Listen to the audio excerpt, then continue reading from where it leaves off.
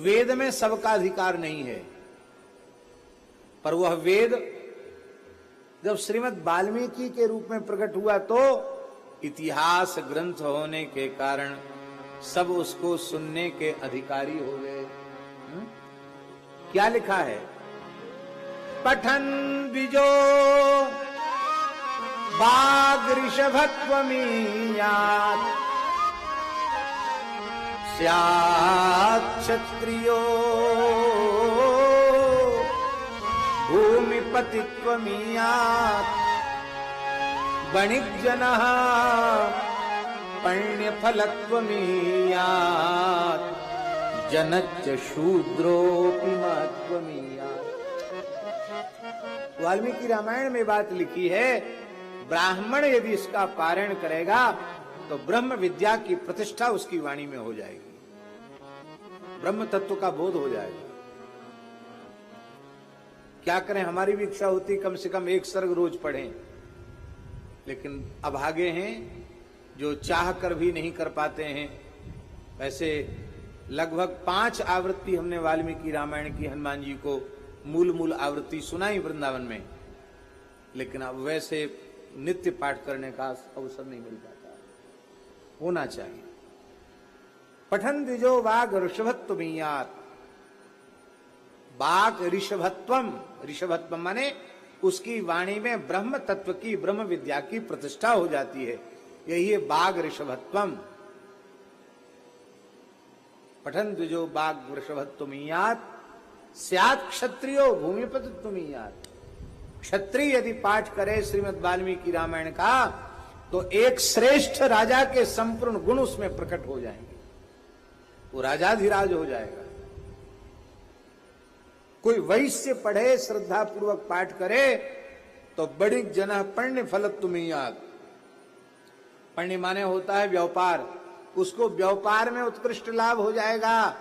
क्या लाभ हो जाएगा? वो उत्तम वैश्य हो जाएगा।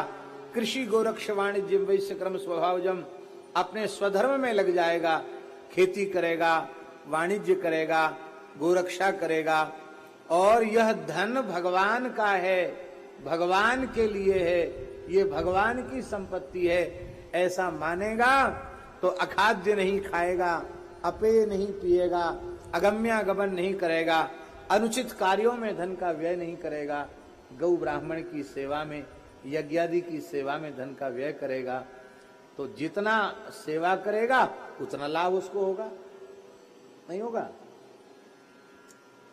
धर्म से वृद्धि होती है।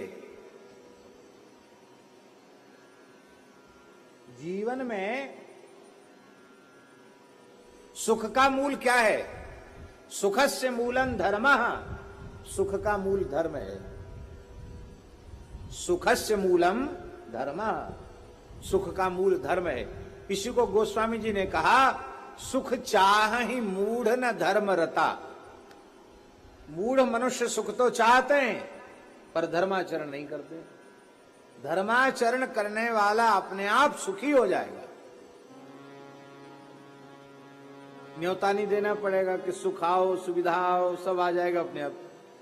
जिमि सुख संपत्ति भी नहीं बुलाए, धर्मशील पही जाय सुहाए। सिमिटी सिमिटी जल भरही तलावा, इमि सदगुण सज्जन पहियावा। सुखस्य मूलम धर्मः। और जब वाल्मीकि रामायण का पाठ करेगा तो बुद्धि इतनी शुद्ध हो जाएगी कि अर्थ का उत्तम उपयोग क्या है।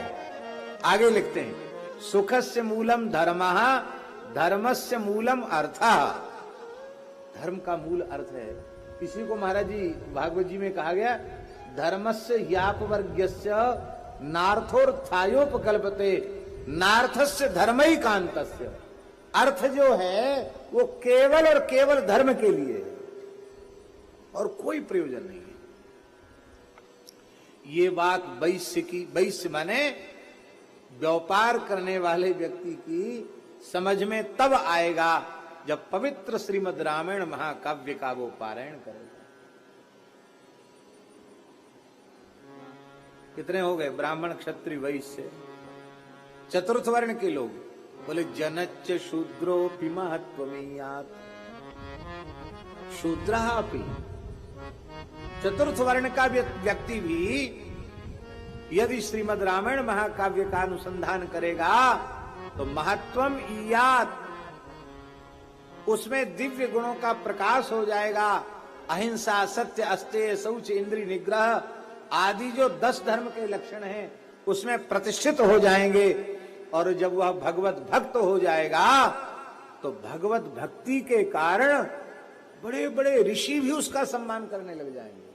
आप देखिए, विचार कीजिए, राम सखा ऋषि बरवस भेंटा, गोस्वामी जी कह रहे हैं, निषाद राज गो हैं और उनको बरवस आलिंगन करने वाले कौन हैं? महर्षि भगवान वशिष्ठ। क्यों? बोले तुम तो राम लीन उर्लावा, राम जी ने तुमको अपने हृदय से लगा लिया। केवट भी महत्वशाली हो जाता कि नहीं? निषाद राज गो का भी महत्व बढ़ जाता कि नहीं? और शबरी का महत्व बढ़ जाता कि नहीं बढ़ जाता? जंगल के कोल भी, अरे महाराज बंदर भालुओं का महत्व बढ़ जाता है। हनुमान जी कहते देखो, किसी समय में जिनको लोग सवेरे नाम लेना अनुचित मानते थे, स्वप्न में देखना अनुचित मानते थे, आज हम भी प्रातः स्मरणीय हो गए। प्रातले जो नाम हमारा, प्रातले जो नाम हमारा, तेहि दिन ताहि न मिले आहारा, तेहि दिन ताहि न मिले आहारा।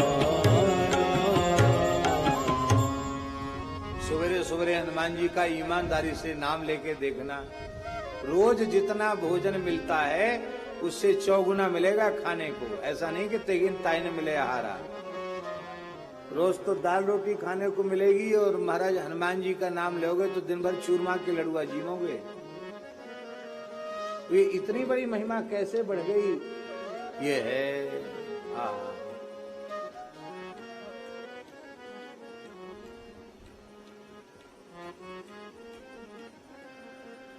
अधम शरीर राम जिन पाए, बंदर भालू का शरीर है और राम जी ने अंगीकार कर लिया, कृतार्थ हो। श्रीमद् रामायण का आश्रय लेने पर ब्रह्मचारी उत्तम ब्रह्मचारी हो जाएगा, गृहस्थ उत्तम गृहस्थ हो जाएगा, वानप्रस्थी उत्तम वानप्रस्थी हो जाएगा और यति उत्तम कोटि का यति हो जाएगा। नारी उत्तम कोटि की पतिव्रता हो जाएगी। इसलिए रामचरित्र के आश्रय के बिना जीवन में मनुष्यता आ जाए ये संभव नहीं है।